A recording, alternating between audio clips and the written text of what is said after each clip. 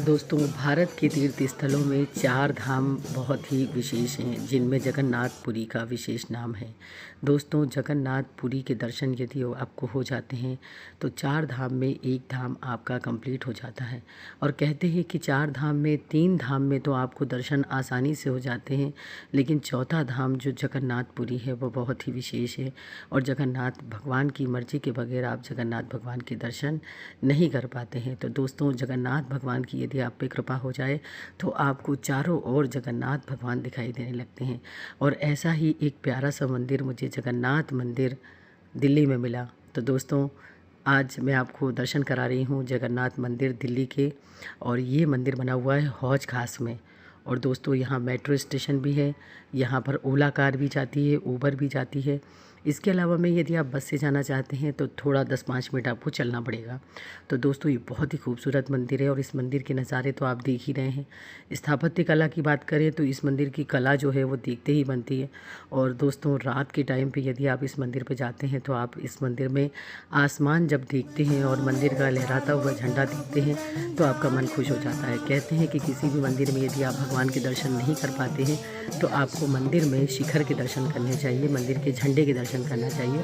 अगर आप ऐसा करते हैं तो आपको साक्षात भगवान के दर्शन होते हैं। मंदिर के अंदर जैसे ही मेरी एंट्री हुई और मैंने जगन्नाथ महाप्रभु को भक्तों के बीच में से देखते हुए देखा तो मुझे बहुत ही अच्छा लगा। जगन्नाथ महाप्रभु जब मेरे सामने आते हैं तो मेरी आंखों से आंसू रुकते नहीं हैं, क्योंकि वो वही हैं जो हमारी आंसुओं को पोंछने का काम करते हैं। जगन्नाथ महाप्रभु की प्रेम जिससे हो जाए फिर तो क्या ही कहना है। दोस्तों, जगन्नाथ महाप्रभु जिसके जीवन में आ जाएं उसके जीवन का सारा कष्ट कलेश मिट जाता है और भक्ति भाव में इंसान बहता रहता है और उसे भगवान के दर्शन होते रहते हैं। जगन्नाथ भगवान की कृपा से चारों धाम में मेरे 3 धाम हो चुके हैं।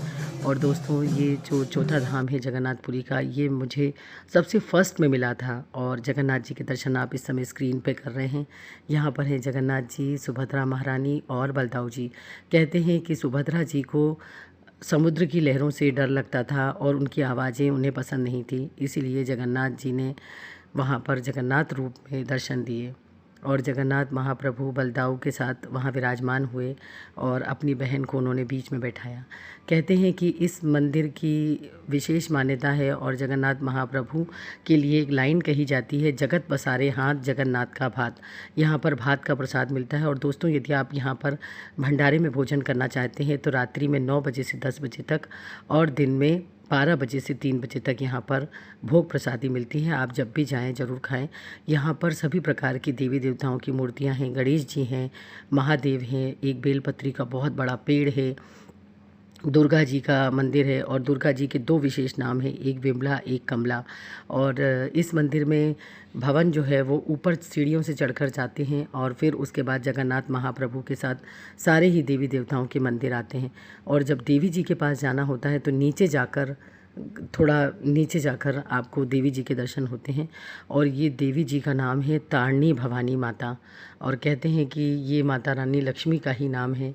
और इनके विशेष दर्शन मैं आपको स्क्रीन पर करा रही हूँ। मैंने पूरी कोशिश की है कि हौज खास में बने हुए जगन्नाथ मंदिर के आपको दर्शन कराऊँ।